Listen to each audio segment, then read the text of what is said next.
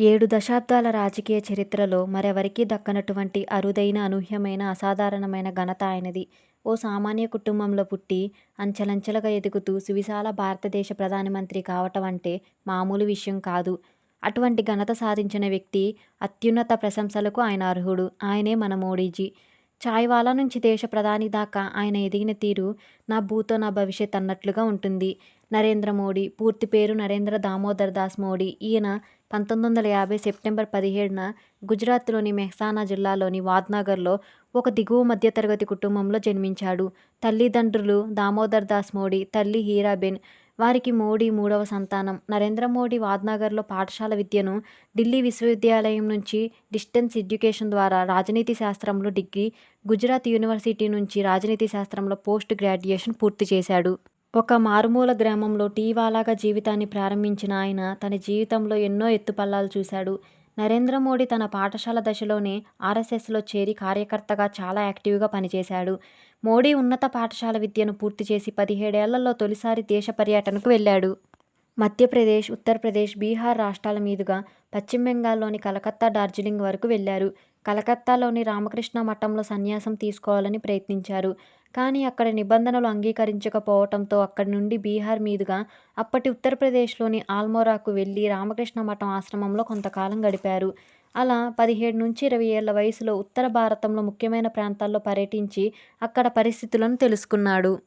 మోడీ తన పర్యటనను ముగించుకొని స్వగ్రామమైన వాద్నగర్కి చేరుకున్నాడు. తర్వాత అహ్మదాబాదులో తన మేనమామ నడుపుతున్న ఆర్టీసీ క్యాంటీన్లో పనిచేశారు. అదే సమయంలో తన గురువు లక్ష్మణరావు ద్వారా తిరిగి ఆర్ఎస్ఎస్లోకి ప్రవేశించారు. సంఘ్ కార్యక్రమాల్లో చురుగ్గా పాల్గొంటూ అందరికీ తెలిసినవాడయ్యాడు. 1975లో గుజరాత్లో విశ్వ హిందూ పరిషత్ తలపెట్టిన సంఘ్ పరిషత్ కార్యక్రమ బాధ్యతలను సమర్థవంతంగా నిర్వహించడంలో సక్సెస్ అయ్యారు. ఈ కార్యక్రమం విజయవంతం కావటంతో సంఘ్ మోడీకి కీలకమైన బాధ్యతలు అప్పగించింది. ఈ సమయంలోనే గుజరాత్ రాష్ట్ర సంఘం విద్యార్థి విభాగం ఏబీవీపీ నాయకుడిగా బాధ్యతలు చేపట్టాడు. ఈ సమయంలోనే ఆనాటి గుజరాత్ రాష్ట్ర రాజకీయ ప్రముఖులు, కార్మిక నాయకులు, సంఘ్ పెద్దలతో ఏర్పడిన సన్నిహితం మోడీని రాజకీయాల పట్ల ఆకర్షితులను చేశాయి. 1986లో ఆర్ఎస్ఎస్ నుంచి భారతీయ జనతా పార్టీలో చేరిన మొదటి తరం నాయకుల్లో మోడీ ఒకరు.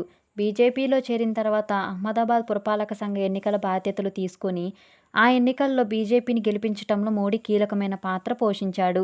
ఇలా బీజేపీ అధిష్టాన దృష్టిని ఆకర్షించాడు. ఈ తరుణంలో అంటే 1990లో ఎల్కే అద్వానీ చేపట్టిన అయోధ్య రథయాత్రకు గుజరాత్ ఇన్ఛార్జిగా, 1992లో మురళీ మనోహర్ జోషి చేపట్టిన కన్యాకుమారి టు కాశ్మీర్ ఏక్తా రథయాత్రకు జాతీయ ఇన్ఛార్జిగా పనిచేశారు. ఆ తర్వాత 1993లో బీజేపీని గుజరాత్లో బలోపేతం చేసేందుకు మోడీ రాష్ట్ర ప్రధాన కార్యదర్శిగా పలు యాత్రలు చేపట్టారు. 1995లో జరిగిన గుజరాత్ శాసనసభ ఎన్నికల్లో బీజేపీ అధికారంలోకి రావటానికి మోడీ కీలక పాత్ర పోషించాడు. ఈ విజయం తర్వాత మోడీ గ్రాఫ్ అమాంతం పెరిగిపోయిందనే చెప్పాలి. దీంతో ఆయన్ను హిమాచల్ ప్రదేశ్, పంజాబ్, హర్యానా రాష్ట్రాల ఇన్ఛార్జిగా నియమించింది. ఈ బాధ్యతలను సమర్థవంతంగా చేపట్టిన మోడీ ఆయా రాష్ట్రాల్లో పార్టీని బలోపేతం చేయటంలో మాత్రమే కాకుండా పార్టీని అధికారంలోకి తీసుకురావటానికి కీలక పాత్ర పోషించాడు. అలాగే 1997లో అద్వానీ చేపట్టిన స్వర్ణ జయంత రథయాత్ర నిర్వహణ బాధ్యతలు తీసుకొని నరేంద్ర మోడీ ఆ రథయాత్రను విజయవంతం చేయటంలో కీలక పాత్ర పోషించాడు. ఇలా నరేంద్ర మోడీ సాధించిన విజయాలను గమనించిన ఆర్ఎస్ఎస్, బీజేపీ నాయకత్వం ఆయన్ను 1998లో బీజేపీ జాతీయ కార్యదర్శిగా నియమించింది. ఈ తరుణంలో 1998-99లలో జరిగిన లోక్సభ ఎన్నికల్లో బీజేపీ నాయకత్వంలోని ఎన్డీఏ కూటమి అధికారంలోకి వచ్చింది. మరోవైపు పార్టీ ప్రధాన కార్యదర్శిగా ఉంటూనే 1998లో జరిగిన గుజరాత్ శాసనసభ ఎన్నికల్లో తన వ్యూహాలతో బీజేపీని గెలిపించారు. 2000లో కుచ్ ప్రాంతంలో సంభవించిన భారీ భూకంపం తర్వాత సహాయ కార్యక్రమాలు చేపట్టడంలో కేశుభాయ్ ప్రభుత్వం విఫలమైందని ప్రతిపక్షాలు పెద్ద ఎత్తున విమర్శలు గుప్పించటంతో 2001 అక్టోబర్లో గుజరాత్ సీఎంగా మోడీ పదవీ బాధ్యతలు చేపట్టారు. 2002లో గోధ్రాలో సబర్మతి ఎక్స్ప్రెస్ ఘటనతో రాష్ట్ర వ్యాప్తంగా మోడీ సీఎంగా రాజీనామా చేయాలనే డిమాండ్ వచ్చింది. దీంతో ఆయన రాజీనామా చేసి మరలా ఎన్నికలను ఎదుర్కొన్నారు. 2002 డిసెంబర్లో జరిగిన గుజరాత్ శాసనసభ ఎన్నికల్లో మొత్తం 182 స్థానాలకు గాను బీజేపీ 126 స్థానాల్లో విజయం సాధించింది. మోడీ వరుసగా రెండోసారి సీఎం పీఠాన్ని అధిరోహించారు. ఆయనపై ఎన్నో విమర్శలు వచ్చినా సమర్థవంతంగా తిప్పికొట్టారు. గుజరాత్ను మోడల్ స్టేట్గా తీర్చిదిద్ది దేశవ్యాప్తంగా ఉత్తమ సీఎంగా పేరు తెచ్చుకున్నారు. ఇలా మోడీ 2001 నుంచి 2014 వరకు వరుసగా 4 సార్లు సీఎం అయ్యారు. 2013లో కర్ణాటక శాసనసభ ఎన్నికల్లో బీజేపీ విజయానికి గుజరాత్ మోడల్ అనే అంశం ఎంతగానో ఉపకరించింది. ఈ ఎన్నికల్లో విజయం సాధించిన వెంటనే బీజేపీ అధిష్టానం నరేంద్ర మోడీని ప్రధానమంత్రి అభ్యర్థిగా ప్రకటించింది. అయితే ఎల్కే అద్వానీ వంటి సీనియర్లు ఆయన నాయకత్వాన్ని ఒప్పుకోకున్నా తర్వాత ఆయన ఫాలోయింగ్ గ్రాఫ్ను చూసి అంగీకరించారు.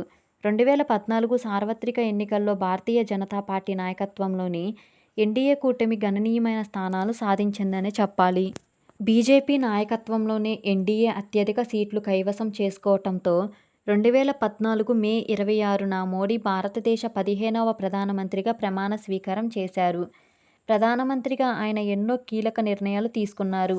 అందులో పెద్ద నోట్ల రద్దు, జీఎస్టీ అమలు, ఆర్టికల్ 370 రద్దు, ఉమ్మడి పౌరసత్వం, పౌరసత్వ సవరణ చట్టం, ట్రిపుల్ తలాక్ రద్దు, రామమందిర నిర్మాణం వంటి ఎన్నో సంచలన నిర్ణయాలు తీసుకోవటం మాత్రమే కాకుండా వాటిని అమలు చేసిన ఘనత మోడీకి దక్కింది. అలాగే పీఎం కిసాన్ సమ్మాన్ నిధి, ప్రధానమంత్రి ఉజ్వల యోజన, శ్రమయోగి మాన్ధన్ యోజన, ఆరోగ్య సంరక్షణ కార్యక్రమం, ఆయుష్మాన్ భారత్, ప్రధానమంత్రి జన్ధన్ యోజన, జన్ సురక్ష, పీఎం కిసాన్ సమ్మాన్ వంటివి ప్రవేశపెట్టారు. అలా ప్రజల్లో దార్శనికుడిగా పొంది 2019 ఎన్నికల్లో మరోసారి గెలిచి రెండోసారి ప్రధాని పీఠం అధిరోహించారు. మోడీ తన సుదీర్ఘ రాజకీయ ప్రస్థానంలో కొన్ని వివాదాలను కూడా ఎదుర్కొన్నారు. 2002లో గుజరాత్ సీఎంగా ఉన్నప్పుడు గోధ్రాలో అల్లర్లు చోటు చేసుకున్నాయి. ఫిబ్రవరి 27, 2002న గుజరాత్లోని గోధ్రాలో సబర్మతి ఎక్స్ప్రెస్లో మంటలు చెలరేగడంతో దాదాపు 59 మంది సజీవ దహనం అయ్యారు. ఈ ఘటన దేశవ్యాప్తంగా సంచలనం సృష్టించిందనే చెప్పాలి.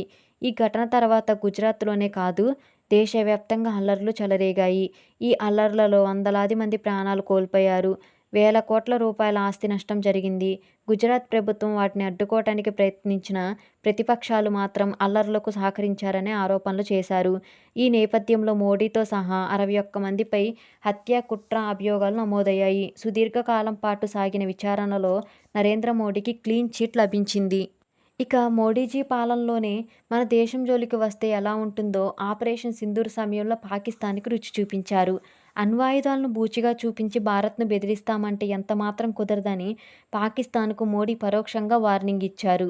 ఆపరేషన్ సింధూర్తో పాకిస్తాన్ ఉగ్ర సంస్థలకు కోలుకోలేని దెబ్బ తీశారు. పెహల్గాంలో ఉగ్రవాదులు 26 మంది అమాయక పౌరులను దారుణంగా హత్య చేసి పొట్టన పెట్టుకున్నారు. ఈ సంఘటనతో తన హృదయం దుఃఖంతో నిండిపోయిందని, వాళ్ళకు కూడా అదే బాధ తెలియాలని, నా కుమార్తెల సింధూరానికి ప్రతీకారం తీర్చుకోవాలనే నిర్ణయం తీసుకొని ఆపరేషన్ సింధూర్కు అంగీకరించారు. పాకిస్తాన్లోని కేవలం ఉగ్ర స్థావరాలను మాత్రమే ఆపరేషన్ సింధూర్ ధ్వంసం చేసింది. అక్కడ ఉన్న పౌరులను కాదు. ఇది మన దేశ సాధు స్వభావాన్ని సూచిస్తుందని చెప్పాలి. సో ఇది ఈరోజు వీడియో. ఈ వీడియో మీకు వర్తి అనిపిస్తే జస్ట్ లైక్ చేయండి. Please subscribe. Thank you.